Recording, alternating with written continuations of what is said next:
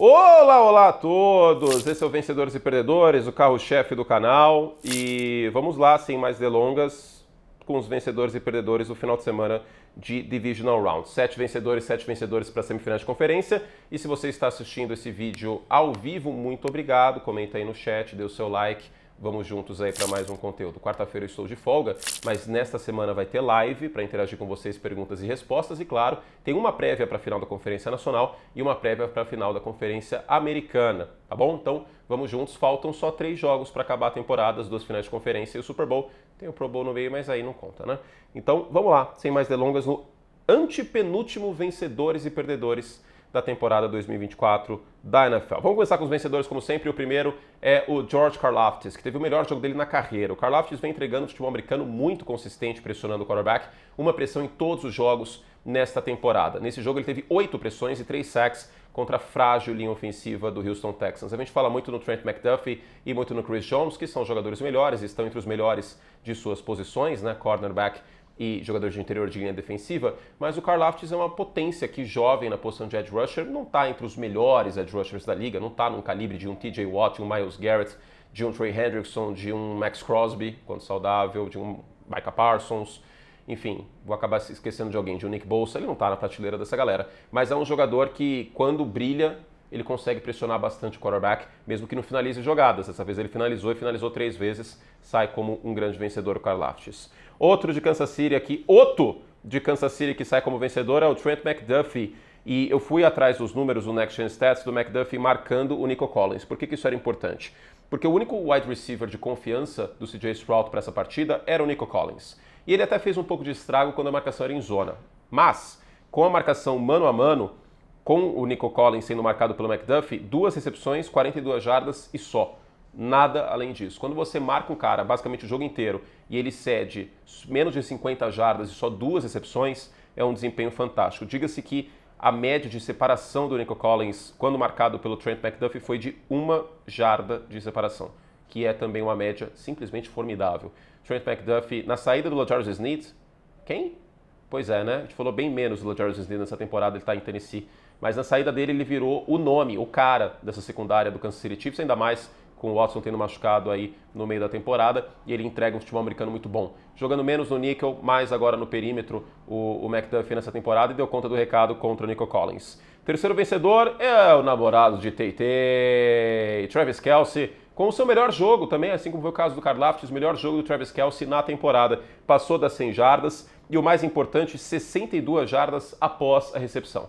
O Travis Kelce claramente não tem o mesmo atleticismo de 2, 3 anos atrás, a mesma velocidade. Ele nunca foi um velocista, ele é um tight end, mas é nítido que ele não tem o mesmo arranque de antes, ele não tem a mesma velocidade final de antes, só que ele é muito inteligente navegando na marcação em zona dos adversários e às vezes até ele dá uma voltinha para enganar os adversários, né? Então, um grande jogo do Kelce, e aquela velha máxima de que janeiro sempre chega para o Kansas City Chiefs, mais uma vez acabou se confirmando com a vitória, que passou muito pelo desempenho do Travis Kelce, que anotou touchdown, que teve big play, e aí com 117 jardas em 7 recepções, foi o alvo favorito do Patrick Mahomes, como vem sendo o Travis Kelce durante toda a passagem do Mahomes, desde que ele virou titular em 2018.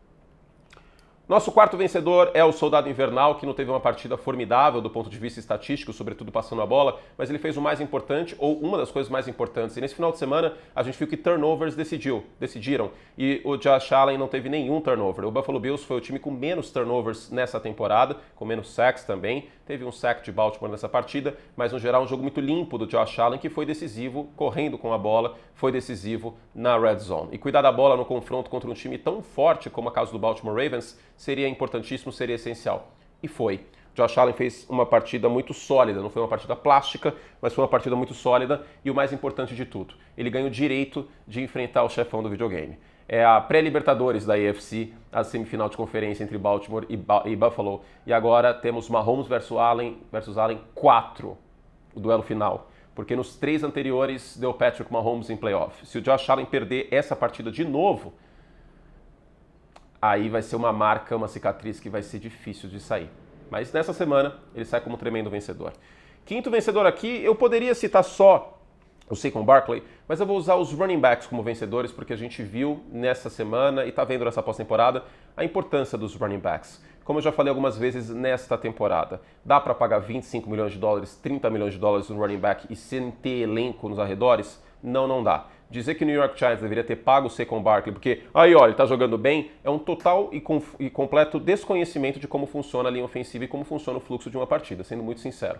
É só olhar no ano passado o que o Derrick Henry deixou de fazer em Tennessee sem linha ofensiva e sem quarterback e o que o Saquon Barkley deixou de fazer nos Giants sem linha ofensiva e sem quarterback. O running back não vai conseguir, no século XXI, carregar o ataque por si. Mas se ele tiver um pouco de ajuda, um pouco de respeito da defesa adversária ao jogo aéreo, o running back de talento, o running back de elite, como é o caso do Barkley, como é o caso do Henry, pode fazer muito estrago. Eu sei que o Barkley mais uma vez fez todo o estrago que podia, conseguiu aí passar das 200 jardas, teve 2 big plays e foi de sua responsabilidade a vitória aí principalmente do lado ofensivo. Teve o Jalen Carter, teve a defesa dos Eagles aparecendo, o Slay, mas no ataque foi basicamente Saquon Barkley Futebol Clube aí nessa vitória contra o Los Angeles Rams. Os running backs são, então, muito por conta da temporada do Saquon Barkley, mas não só, tem o Derrick Henry, tem o Josh Jacobs, tem outros que a gente precisa elogiar, até mesmo o Bucky Irving, por exemplo, aí nos Buccaneers, mas os running backs saem valorizados nessa temporada e acho que dessa semana também. Se você tem um bom time, se você tem um bom elenco, se você tem uma boa linha ofensiva, não tem problema nenhum pagar 15 milhões de dólares um running back, por mais que exista um risco maior de lesão e tudo mais. O que eu tenho um pouco de ressalva ainda é gastar escolha alta no draft na posição de running back, porque muitas vezes running backs de segunda, terceira rodada entregam algo muito parecido. O próprio Derrick Henry, aliás, é uma escolha de segunda rodada, o Saquon Barkley sim, esse foi o topo da primeira rodada, foi um top 10. E por que eu falo isso? Porque times que estão no topo da primeira rodada não têm o suficiente para ajudar um running back. Esse que é o problema. E aí ele vai carregar o piano sozinho e muitas vezes ele não vai conseguir entregar resultados, porque não dá para ser exército de um homem só usando só o jogo terrestre na NFL hoje em dia. Mas os running backs saem como vencedores aí nessa partida. Meu sexto vencedor é um cara que tem potencial para ser o melhor jogador de sua posição nos próximos anos. A gente teve aí a dominância do Aaron Donald e entre os mortais o Chris Jones. Jalen Carter, jogador de interior de linha defensiva do Philadelphia Eagles, foi essencial num sack no final da partida, numa terceira descida contra os Rams. Apresentou um futebol americano incrível durante toda a temporada e numa defesa que a secundária acabou sendo bastante falada, o próprio coordenador defensivo, Vic Fangio, acabaram sendo bastante falado. A gente tem que elogiar bastante o Jalen Carter, que tem tudo para ser aí na próxima temporada. Acho que ele entra na próxima temporada concorrendo para ser o melhor jogador de interior de linha defensiva da NFL. Esse cara é muito bom e ele merece mais atenção. Destruiu várias vezes a linha ofensiva dos Rams nesse jogo. Jalen Carter, grande jogador. E por fim, mesmo saindo derrotado, e é para isso que serve vencedores e perdedores, eu vou colocar aqui o Matt Stafford como um vencedor. Passou das 300 jardas nesse jogo, 2 touchdowns e uma interceptação. Se tivesse uma linha ofensiva um pouquinho melhor, eu acho que a linha ofensiva dos Rams pode melhorar. Uma defesa contra a corrida um pouquinho melhor. Quem sabe o Matt Stafford poderia conseguir mais uma vitória fora de casa. Ele que para mim está no caminho para o Hall da Fama. Ele que para mim é um quarterback top 5 na NFL, é o meu quinto, né, depois do Fab Four. E é um grande quarterback. Eu faço questão de elogiar o Matt Stafford, jogando fora de casa, bastante barulho, neve, uma defesa muito boa do Philadelphia Eagles, e ele encontrou formas de tentar buscar o resultado no final, só que no meio do caminho tinha uma pedra, no meio do caminho tinha um Jalen Carter. Vamos então a los perdedores. Bom, vamos aos perdedores aqui e não poderia deixar de ser diferente. O Jared Goff eu não vou colocar nos perdedores porque teve um vídeo só para ele, tá? Eu vou citar os Lions, mas não vou colocar o Goff. Mas outro quarterback sai aí como um grande perdedor dessa rodada é o Lamar Jackson. O Lamar Jackson teve 2 turnovers que ele não poderia ter tido. Primeiro turnover, uma interceptação num passe mais alto que deveria, um erro do Lamar Jackson, ele próprio, né, não é uma questão, erro de comunicação, não, ele próprio disse my bad, na sideline, né, culpa minha. Não sei se ele estava tomando a culpa para si como uma postura de liderança, mas de qualquer forma é um turnover que não pode acontecer. E o fumble, que acaba virando touchdown na campanha seguinte para o Buffalo Bills e foi determinante no rumo da partida, é uma jogada na qual o Lamar Jackson acaba tentando fazer mais do que ele deveria. E aí é aquilo que eu falei no vídeo da segunda-feira. Eu vejo às vezes o Lamar um pouco afobado, eu vejo um Lamar Jackson que acaba perdendo o controle da situação por essa afobação. E ele não pode ter isso em playoff, especialmente porque ele joga contra os grandes times da NFL e os grandes quarterbacks da NFL. O que pega em relação ao Lamar Jackson são os números também de temporada regular e de playoff. Passes fora do alvo, temporada regular 16%, playoff 18%. Porcentagem de passes completos, e isso só nos últimos 3 anos, tá? Eu excluí a era, basicamente toda a era Greg Roman. Porcentagem de passes completos, 64% temporada regular, 60% nos playoffs. Touchdown e interceptação, 166 touchdowns e 49 interceptações, o que dá 3.4 touchdown para cada interceptação em temporada regular e nos playoffs 10 touchdowns e 7 interceptações. Jardas por passe 7.8 na temporada regular, 7.3 nos playoffs. Então os números do Lamar em pós-temporada, eles são muito abaixo. Mas para a gente ir além dos números, uma coisa muito simples. Qual é a grande atuação do Lamar Jackson em pós-temporada que a gente vai lembrar daqui 10 anos? Ela não existe. Ninguém vai lembrar do jogo contra os Steelers da semana passada daqui 10 anos. Ninguém, infelizmente, vai acabar lembrando só dos drops aí nessa partida do Mark Andrews, do fumble do Mark Andrews. Ninguém vai lembrar disso. Daqui 10 anos as pessoas vão lembrar que o Lamar Jackson bateu na porta da final da Conferência Americana e perdeu para o Buffalo Bills. É assim que as coisas funcionam, infelizmente. E o fato do Lamar não ter nenhuma partida realmente com autoridade em pós-temporada num jogo contra um time grande, porque aí, time grande que eu falo, que o time está brigando pelo título, né? Os Steelers não são um time enorme, grande, 6 Super Bowls, mas não estão brigando pelo título neste ano. Aí fica difícil de defender, infelizmente. Eu falo isso com muito pesar, tá? Mas é o que é. O segundo perdedor, obviamente, é o Mark Andrews. E aí eu vi algumas pessoas falando que a chamada não foi correta, que tinha que correr com a bola. Gente, vai correr com a bola como? É só ver a jogada antes. Tinha 8 jogadores dos Bills no front. O jogo terrestre não funcionou tão bem nessa partida. A chamada foi boa na medida que a bola estava lá. Era só o Mark Andrews pegar a bola e entrar na endzone. Foi um drop, foi um erro do Mark Andrews. Não tem nenhum problema a chamada do Todd Monken aqui. Até porque a execução de todo mundo, menos o Mark Andrews, foi perfeita. Ele estava aberto. Ele ia anotar a conversão. Então o problema não é a chamada, que mas o jogo terrestre é mais seguro.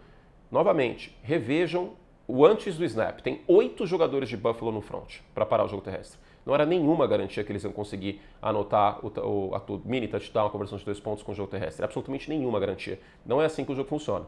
Tá? É um jogo muitas vezes de números. E aqui os números estavam contra o jogo terrestre para os Ravens. E muito a favor de um passe que deu certo, tirando a parte do drop. Mas o Mark Andrews acaba saindo como um grande, um enorme, um colossal perdedor nessa partida. O Mark Andrews passou de 10 touchdowns essa temporada. É um alvo para lá de seguro em situações como essa. E foi o alvo preferido do Lamar Jackson durante toda a carreira do Lamar nos Ravens. Mas não é só disso que as histórias são feitas. E às vezes um erro acaba ficando maior do que os 10 touchdowns ou toda a produção que o Mark Andrews teve aí em sua carreira em Baltimore. É uma pena. Ele sai muito como um perdedor e como um bode expiatório, queira ou não, porque a gente sabe que é assim que as narrativas acabam funcionando. Às vezes eu sou muito contra isso, diga-se, mas é o que é. O terceiro perdedor, eu fiz um vídeo para os membros sobre ele, e é o Jalen Hurts. Vamos pegar 22, 23 e 24, o Jalen Hurts passando a bola para menos de 2 segundos e meio e para mais de 2 segundos e meio no pocket. Vamos ver? O Jalen Hurts, o rating dele para menos de 2 segundos e meio, ou seja, 1, 2, plou, soltou a bola, 76. O rating dele para mais de 2 segundos e meio, 47. E olha que interessante, jardas no ar por passe para menos de 2 segundos e meio, 4.